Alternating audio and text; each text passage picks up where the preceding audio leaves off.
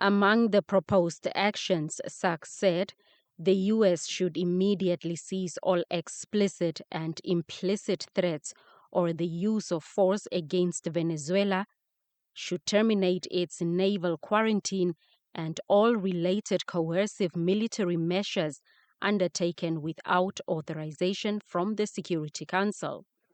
In addition, he called for the immediate withdrawal of U.S. military forces from within and along Venezuela's perimeter, including intelligence, naval, air, and other forward-deployed assets positioned for coercive purposes. Sachs further proposed that the UN Secretary-General appoint a special envoy to engage relevant Venezuelan and international stakeholders and report back to the Security Council within 14 days. Members of the Council are not called upon to judge Nicolas Maduro. They are not called upon to assess whether the recent U.S. attack and ongoing naval quarantine results in freedom or in subjugation.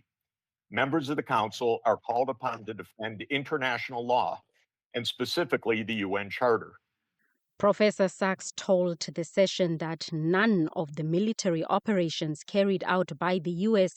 in several countries over the past years were authorized by the Security Council. Political scientist Lindsay O'Rourke documents 70 attempted U.S. regime change operations between 1947 and 1989 alone.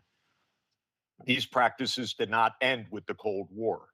Since 1989, major United States regime change operations undertaken without authorization by the Security Council have included, among the most consequential, Iraq 2003, Libya 2011, Syria beginning in 2011, Honduras 2009, Ukraine 2014, and Venezuela from 2002 onward.